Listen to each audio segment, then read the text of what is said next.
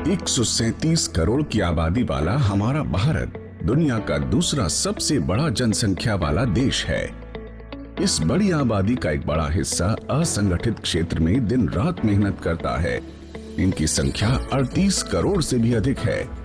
ये असंगठित श्रमिक मनरेगा कामगार, किसान, प्रवासी श्रमिक, street vendor, mid day meal श्रमिक सिर पर बोझ ढोने के डैशबोर्ड पर आ जाएंगे।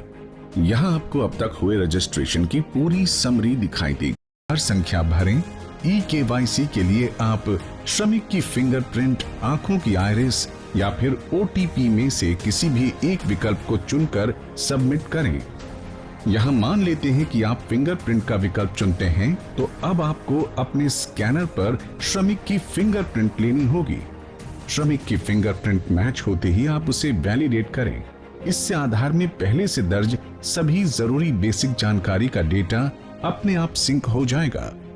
आपकी स्क्रीन पर श्रमिक की आधार KYC संबंधी जानकारी दिखाई देगी। इसके बाद इस प्रोसेस के 5 चरण हैं जिन्हें आपको फॉलो करना है। इसमें सबसे पहला पर्सनल इंफॉर्मेशन है। पर्सनल इंफॉर्मेशन पर क्लिक करें और श्रमिक से पूछते हुए सभी जानकारी भरते चलें। सेव एंड कंटिन्यू पर क्लिक करें। इससे आप दूसरे चरण यानी एड्रेस पेज पर पहुंच जाएंगे। यहाँ आप श्रमिक का स्थायी और वर्तमान पता भरें। सेव एंड कंटिन्यू पर क्लिक करें। इससे आप तीसरे यानी एजुकेशन और इनकम संबंधी जानकारी वाले पेज पर आ जाएंगे। यहाँ आप श्रमिक की शैक्षणिक योग्यता और मासिक आय का विवरण श्रमिक से पूछकर भरें। यहाँ आपको श्रमिक की शैक्षणिक सर्टिफिकेट और इनकम सर्टिफिकेट लगाना जरूरी नहीं है। सेव एंड कंटिन्यू पर क्लिक करें। अब आप चौथे चरण यानी ऑक्यूपेशन मतलब श्रमिक के पेशा और स्किल वाले पेज पर आ जाएंगे। यहाँ श्रमिक का पेशा और उनकी वार्षिक अनुभव की जानकारी उनसे पूछकर भरें और सेव एंड कंटिन्यू पर क्लिक करें। अब आपके सामने 5वां और अंतिम स्टेप बैंक अकाउंट डिटेल्स आ जाएगा। इसमें ये पोर्टल श्रमिक के उस बैंक अकाउंट को अपने आप ऑनलाइन वेरीफाई कर लेगा जिससे श्रमिक का आधार नंबर जुड़ा हुआ है। इसका मतलब अगर श्रमिक के आधार के साथ बैंक अकाउंट जुड़ा हुआ है तो आपको उनसे बैंक अकाउंट विवरण लेने की आवश्यकता नहीं है। यहाँ सेव और कंटिन्यू पर क्लिक करते ही आपको ये पोर्टल प्रीव्यू प्रोफाइल या सेल्फ डिक्लेरेशन के अंतिम पड़ाव पर ले जाएगा।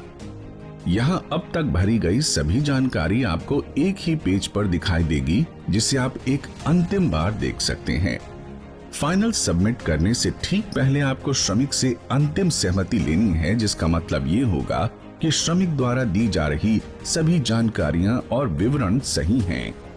अगर ये सभी जानकारी सही है तो आप फाइनल सबमिट पर क्लिक करें।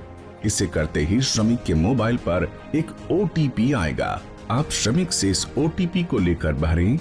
इसका मतलब श्रमिक ने इस पूरी प्रक्रिया के लिए अपनी सहमति स्वयं दी है। सबमिट करते ही स्क्रीन पर श्रमिक का असंगठित श्रमिक UAN कार्ड चमक उठेगा।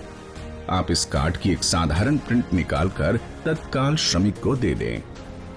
इस UAN कार्ड पर श्रमिक का नाम, उनके पिता का नाम, श्रमिक की जन्म तिथि, जेंडर, व्यवसाय, वर्तमान पता, मोबाइल नंबर, आधार नंबर और 12 अंकों का खास UAN कार्ड नंबर दिखाई देगा। इस पूरी प्रक्रिया में आप श्रमिक संबंधी जानकारी सावधानी पूर्वक भरें। डेटा की एंट्री करने के दौरान किसी भी प्रकार की जल्दबाजी या लापरवाही न करें। आप श्रमिक को ये जरूर बताएं कि ये पूरी सुविधा और कार्ड एकदम मुफ्त है। साथ ही इस कार्ड के साथ श्रमिक को 1 साल तक के लिए PM सुरक्षा बीमा योजना का लाभ बिना किसी अतिरिक्त खर्च के मिलेगा। प्रत्येक रजिस्ट्रेशन के लिए श्रम एवं रोजगार मंत्रालय CSC SPV को 20 रुपए देगा। आप VLE बंधुओं को आपकी पारिश्रमिक आपके CSC वॉलेट में मिलेगी। अगर आप VLE बंधु स्वयं भी रजिस्ट्रेशन की सभी शर्तें पूरी करते हो तो आप अपना रजिस्ट्रेशन E-श्रम पोर्टल पर कर सकते हैं। रजिस्ट्रेशन संबंधी किसी भी तरह की जानकारी, पूछताछ या फीडबैक के लिए आप CSC SPV को ईमेल कर सकते हैं। CSC SPV की ईमेल ID है ishram@digmail.in।